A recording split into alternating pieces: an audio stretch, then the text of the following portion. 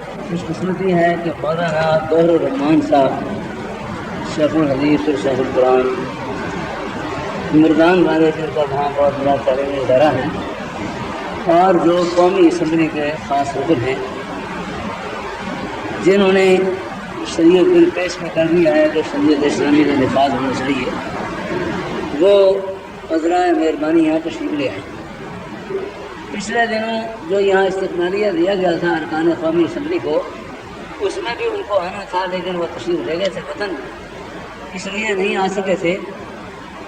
آج بھی ان کو جانا تھا لیکن کسی وجہ سے رک گئے، تو وہ فرماتے ہیں کہ میں نے سوچا کہ مسجد میں کسی مسجد میں جا کر انہیں جمع پڑھوں، یہ سب سے زیادہ موضوع میرے ان کے ذاتی اور شخصی تعلقات اور وابستگی کا معاملہ کم از کم 25-26 سال سے ہے۔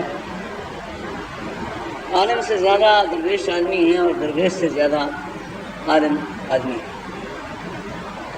اور یہ اس قسم کے علماء جو فقیر مرض اور زاہد طرز کے ہوں، یہ کچھ حضرت ابوذر غفاری رضی اللہ تعالیٰ عنہ کی نسبت کے لوگ معلوم ہوتے ہیں۔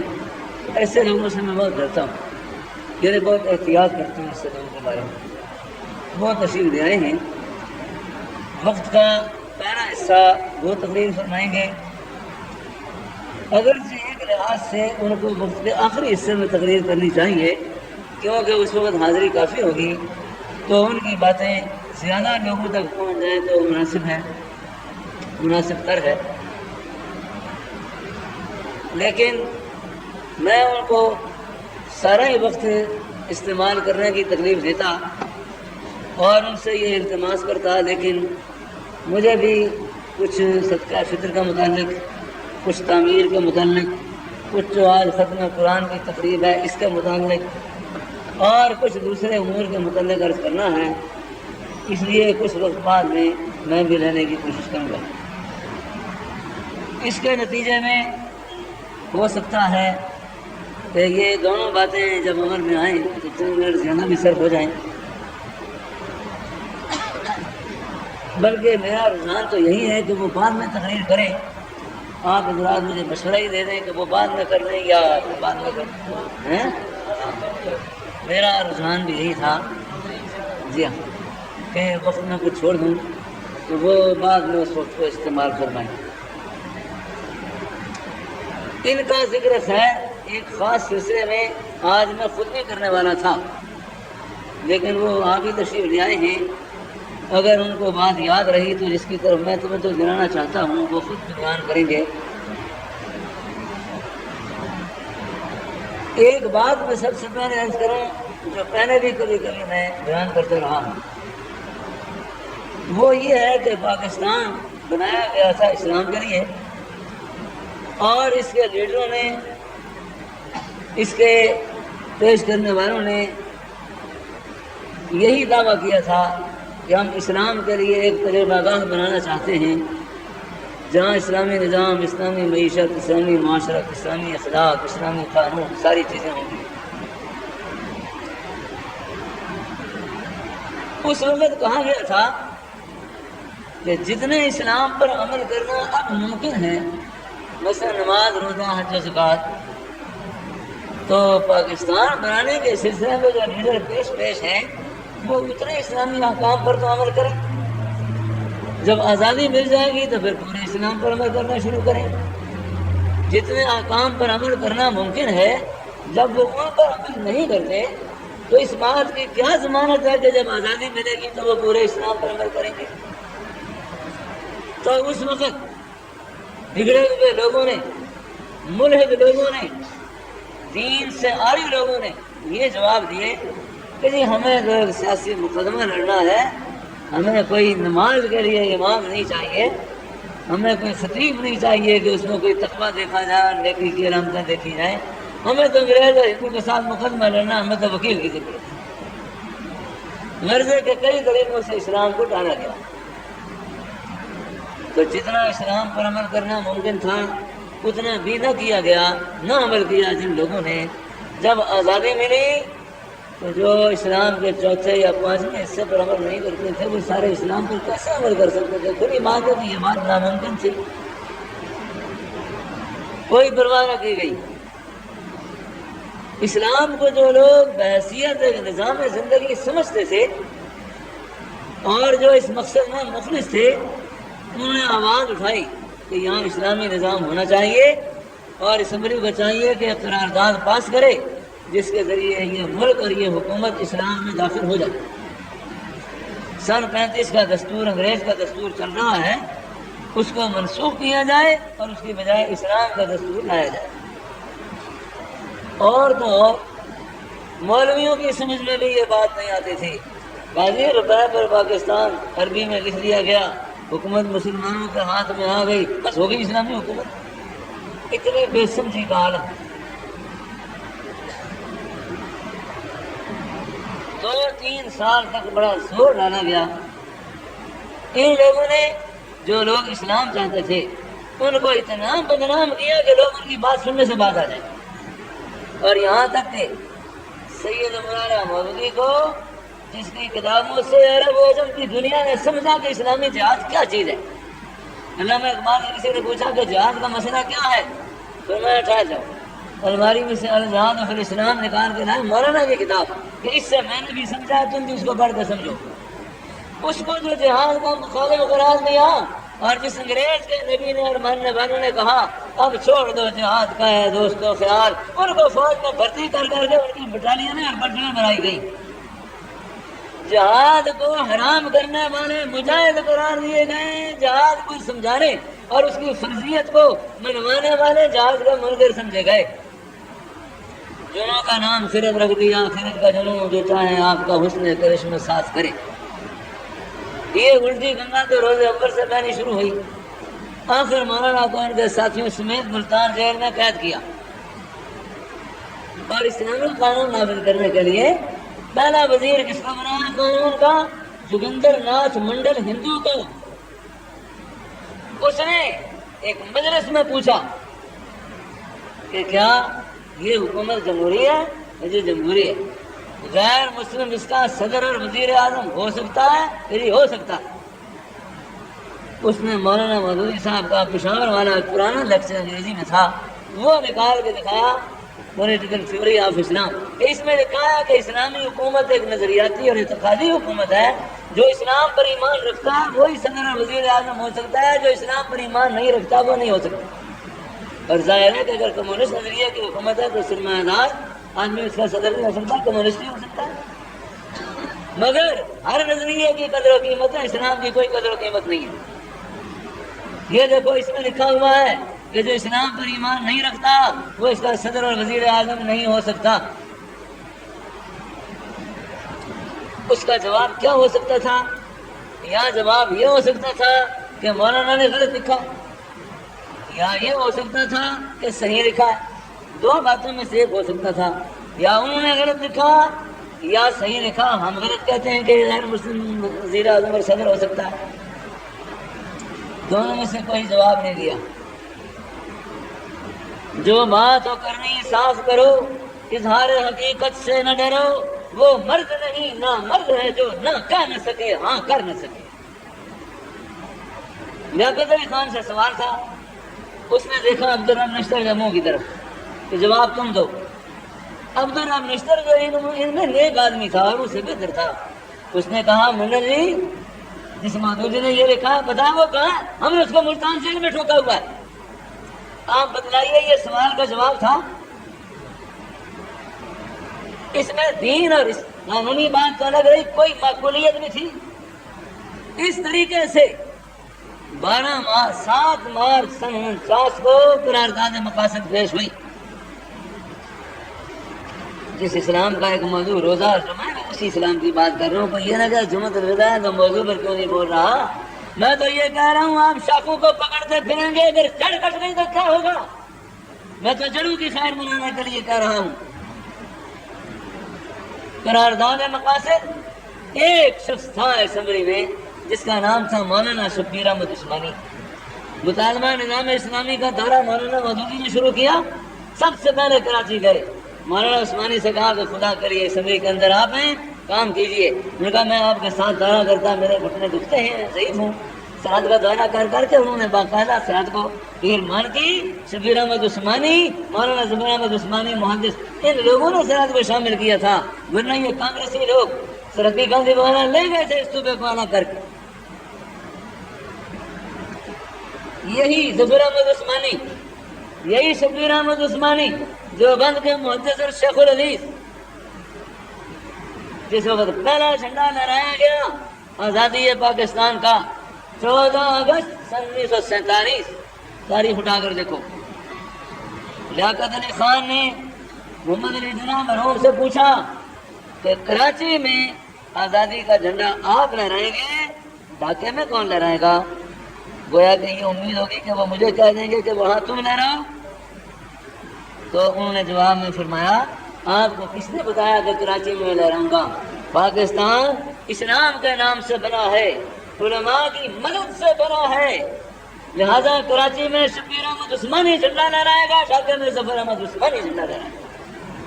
یہ ان کی دینداری کہو، شعور پسندی کہو، مسلک بینی کہو، سیاست دانی کہو، سمجھداری کہو، چنانچہ دو علماء نے جھنڈا لہرایا.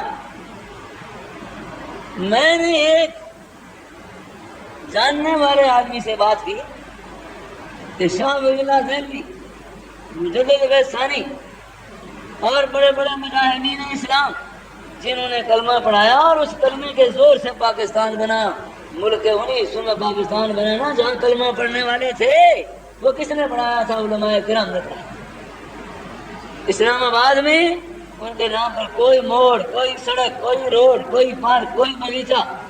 چلو قرآنوں کو چھوڑو، شبیر احمد عثمانی اور ظفر احمد عثمانی کے نام پر ہی کوئی باغیچہ یا کوئی روڈ ہو؟ ہرگز نہیں. یہ میں نے ایک سے کہا، انہوں نے مجھے بتلایا کہ اب کوشش یہ ہو رہی ہے کہ تاریخ میں سے تاریخ مرتب کرتے ہوئے وہ حوالہ نکال دیا جائے کہ پہلا جھنڈا ظفر احمد اور شبیر احمد عثمانی نے لہرایا تھا، تاکہ علماء کا کوئی ذکر ہی نہ رہے پاکستان کی تاریخ میں.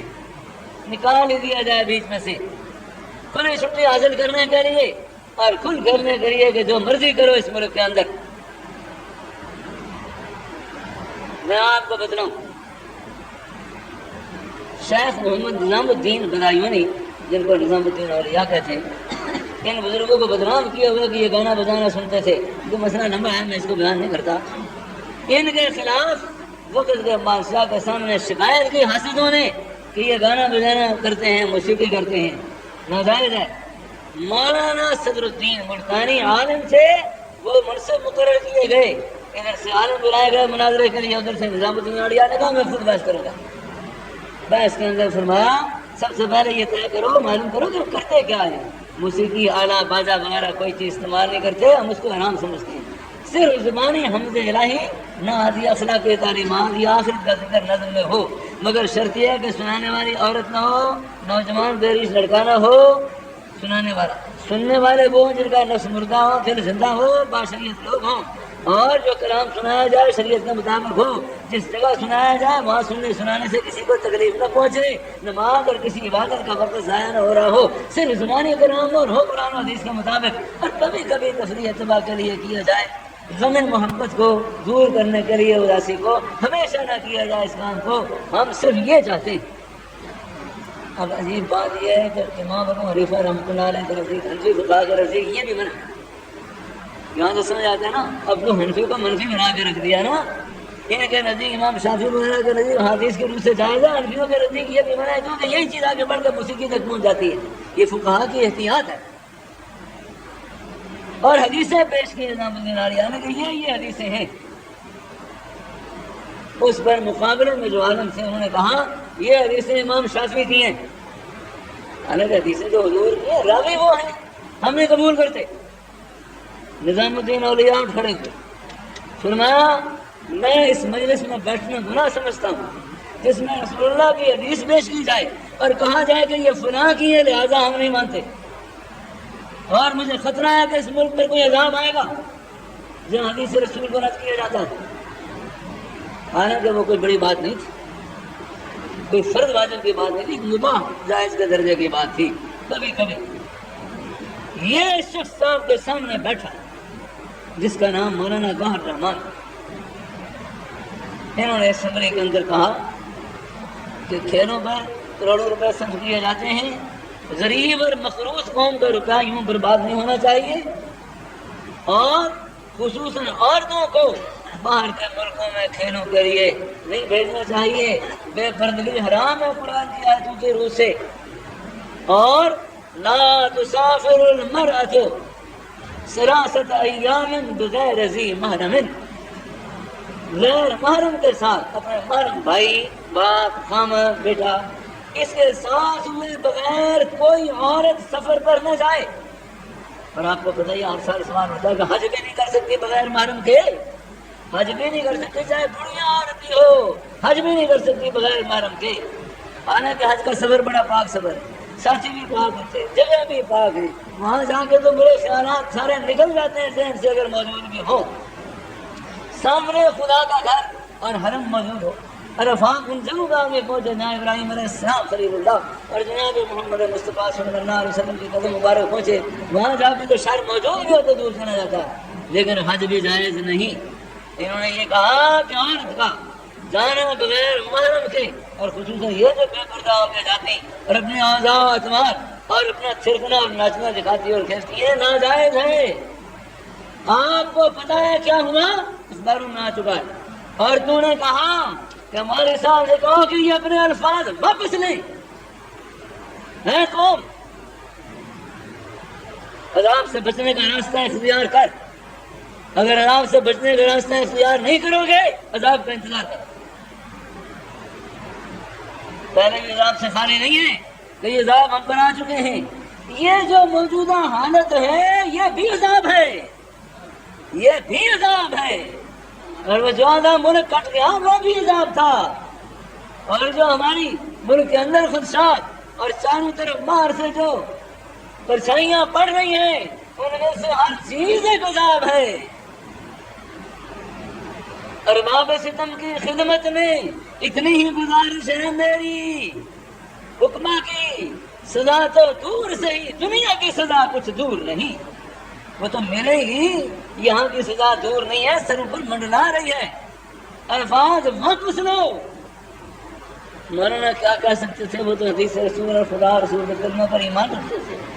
انہوں نے کہا یہ میرے الفاظ نہیں ہے کہ واپس لوں، یہ رسول اللہ کا فرمان ہے۔ میں ہوتا تو کہتا کہ جاؤ اللہ میاں سے جا کر کہو، یا تو خود حضور کو حکم دو کہ وہ واپس نہیں، یا اللہ میاں سے کہو کہ وہ حضور سے کہیں کہ واپس نہیں، اور یا پھر خدا سے جا کر کہو کہ تو نے ایسا غلط رسول کیوں بھیجا جس نے یہ غلط بات کہہ دی۔ دیکھا آپ نے علامہ نے کہا تھا ان بیچاروں کے اعصاب پہ عورت سوار، ان کے دل پر عورت سوار ہے، ان کے دماغ پر عورت سوار ہے، ان کے اعصاب پر عورت سوار ہے، ان کے ایمان پر عورت سوار ہے، ان کے کلمے پر عورت سوار ہے، ان کی زندگی پر عورت سوار ہے۔ یہ لوگ اسلام، ایمان، معقولیت، کسی چیز کا خیال رکھنے کے لیے تیار نہیں ہے۔ اور انٹرویو میں پیر صاحب پگاڑا نے کیا کہا؟ کون سی شریعت، کیسی شریعت؟ عرب سے کوئی شریعت لے کے یہاں نہیں آیا، کھجوریں لے کے آئے تھے، کچھ اور چیزیں لے کے آئے تھے، بس یہ چیز آئی تھی، شریعت کوئی نہیں آئی ہندوستان میں۔ 1200 سال ہو گئے اسلام کو آئے ہوئے، 12 سال میں کون شریعت لے کے آیا؟ تو یہ جو 1200 برس سے قرآن پڑھا جا رہا، حدیث پڑھی جا رہی ہے، اور جس کے مطابق ناصر الدین محمود اور قطب الدین احمد اور سلطان شمس الدین التمش جو تہجد تک کے پابند تھے، اور اورنگزیب عالمگیر اور شاہ جہاں جس قانون کے مطابق سارے ملک پر حکومت کرتے رہے، وہ اللہ کی اور رسول اللہ کی شریعت نہیں تھی، تو کس کی شریعت تھی؟ اگر پیروں کا یہ حال ہوگا تو مریدوں کا کیا حال ہوگا؟ گرو جنا دے کھلے مترن سیلے چل دے ٹر دے۔ آپ وزیر اعظم سے میرے جنیدوں کا مطلب پوچھا تو کون سا وزیر اعظم؟ کیوں؟ کہ وہ تو نہیں کہتا ہوں چل کے جاتا ہے، ان کو پوچھتا وہ کیسے وزیر اعظم مان لیں اس کو؟ 2 اور وزیروں سے بات کی گئی، ان سے پوچھو۔ انہوں نے کہا کہ حضور آپ کے ہوتے ہوئے ہم وزیر اعظم نہیں ہیں، آپ کا معاملہ کہاں تک پہنچ چکا؟ کسی کو کسی پر اعتماد نہیں رہا۔ اگر ماشاء اللہ کا اعتماد سول حکومت پر نہیں، سول حکومت کا اعتماد ماشاء اللہ پر نہیں، دونوں کا اعتماد قوم پر نہیں، قوم کا اعتماد دونوں پر نہیں، تو گاڑی کیسے چلے گی؟ کہاں پہنچا دیا؟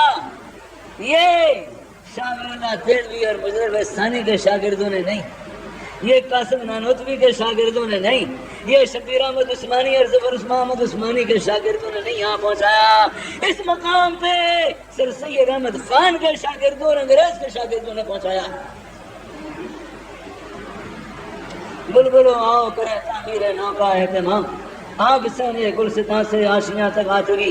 مجھے ایک بات کا جواب دو، جن عورتوں نے یہ کہا کہ رسول اللہ کا ارشاد واپس لو،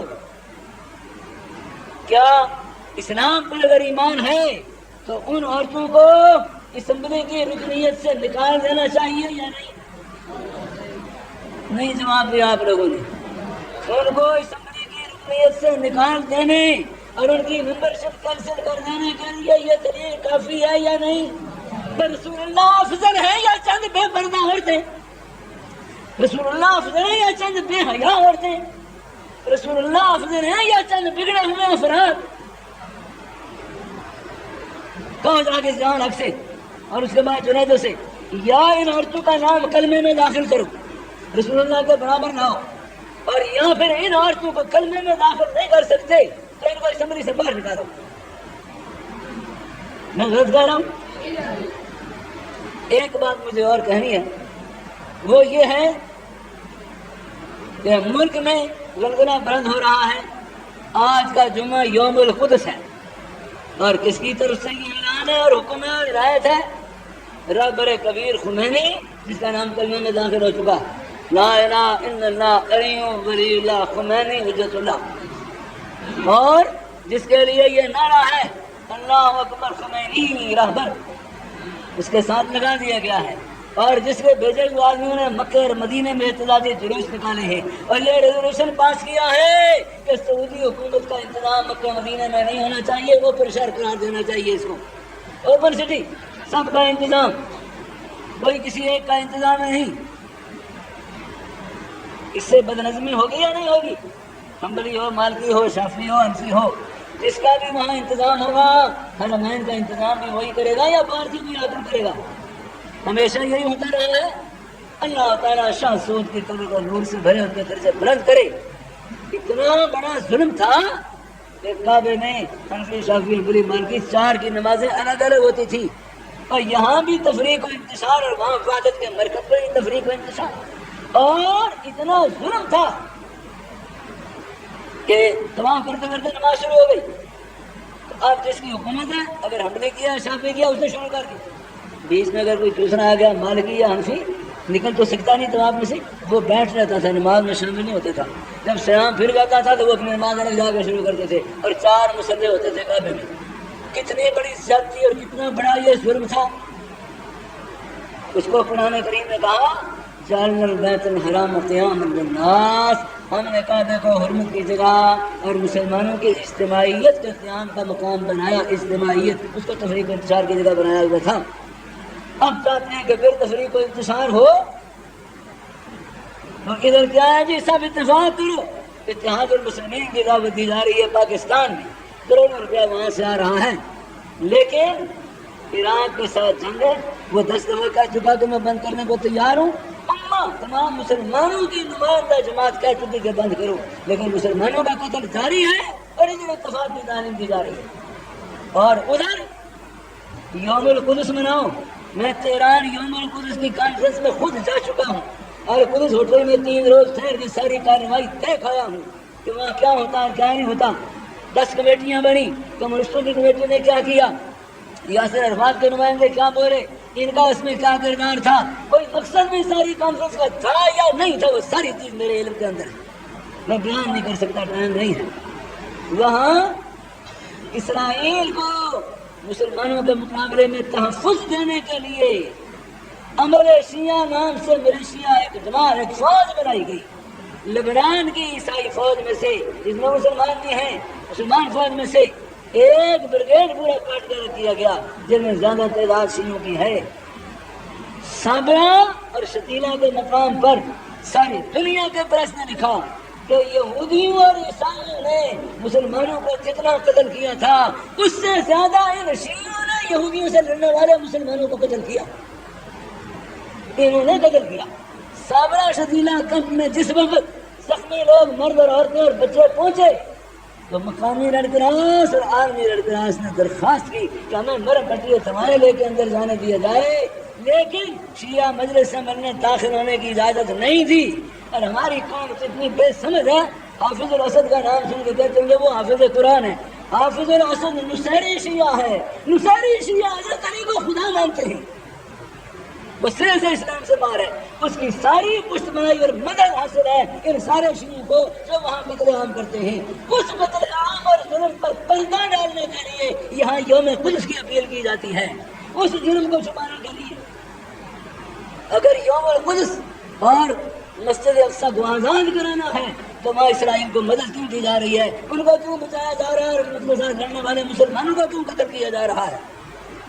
عثمانی صاحب کو چاہیے نا کہ پہلے ان سے کہیں کہ مسلمانوں کو قتل نہ کرو، خود بھی جنگ بندی کریں، پہلے تو یہ چاہیے نا، اس کے بعد یوم القدس کا نام لیں۔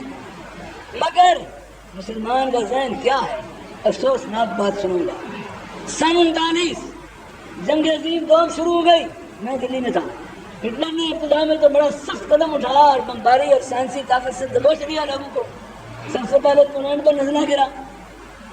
خدا کی قسم میں کھا کر کہتا ہوں، جمعۃ الوداع کا روزہ رکھا ہوا ہے دہلی کی جو دارالعلوم مرکز علوم کا، دہلی کی مسجدوں میں نمازی نماز پڑھ کے جب جنگ کے حالات پر تبصرہ کرتے تھے تو کہا کرتے تھے کہ ہٹلر جو ہے نا یہ امام مہدی ہے۔ فلانی جگہ محلے میں قاضی صاحب آئے، وہ کہتے ہیں کہ میں نے دیکھا کعبے کا طواف کر رہا تھا، پردے پردے کعبے پہ رو رہا تھا، اور بعد میں رو رہا تھا کہ میں اسرائیل کا کام کر رہا ہوں، میں انگریز کو مٹا کے چھوڑوں گا۔ ہم نے روح کے روزے پر دیکھا، جالیاں پکڑ کے رو رہا تھا۔ ایک سامنے گرن آئے، ہم نے پیران پیر بغداد شریف روزے پر دیکھا، کہتا تھا یا رسول اللہ یا پیران پیر میں آپ کا ہی کام کر رہا ہوں، میں کیا چیز ہوں، کام تو سارا آپ کا ہے۔ ابھی دیکھو امام مہدی آ گیا، اب اسلام ہی اسلام ہو گیا دنیا میں۔ جو قوم ذہن کی اتنی خام ہو، اتنی کچی ہو، اس قوم کو دھوکہ دے دینا کیا مشکل ہے؟ یہ میں نے اپنے کانوں سے سنا، اپنی آنکھوں سے لوگوں نے دیکھا۔ ایسی قوم کو قرآن پڑھ پڑھ کے لوگ اپنی نبوت کیوں نہ منوا لیں، اپنے آپ کو امام مہدی کیوں نہ تسلیم کرا لیں؟ سو مسلمانوں فریب اور دھوکے سے بچو۔ باقی شبہ ظاہریہ کے بارے میں بھی ایک بات کہہ دوں، اصول کافی جس کو یہ قرآن کے بعد بخاری شریف کو درجہ دیتے ہیں، اس میں 3 حدیثیں موجود ہیں، بلکہ اگلے باب میں چوتھی بھی ہے، جس میں کیا ہے؟ آپ کو پتہ ہے نکاح کی مجلس میں آپ شامل ہوتے ہیں، وکیل ہوتا ہے، ایک نکاح پڑھنے والا ہوتا ہے، 2 گواہ ہوتے ہیں نا، 2 گواہوں کے بغیر نہیں ہوتا نکاح، بلکہ اب تو انتظام یہ ہوگا کہ برات میں سے بھی 2 ہو 4 ہو جائے تو اچھی بات ہے، 2 سے کم میں نکاح نہیں ہوتا۔ 4 حدیثوں کے نام سے وہاں غلط باتیں لکھنی ہیں کہ گواہوں کے بغیر نکاح ہو سکتا ہے، تو پھر گواہوں کا ذکر کیوں آیا حدیث میں؟ کہتے ہیں وہ اولاد کا نسب ثابت کرنے کے لیے اور وراثت تقسیم کرنے کے لیے، ورنہ نکاح جائز ہونے کے لیے گواہوں کی کوئی ضرورت نہیں۔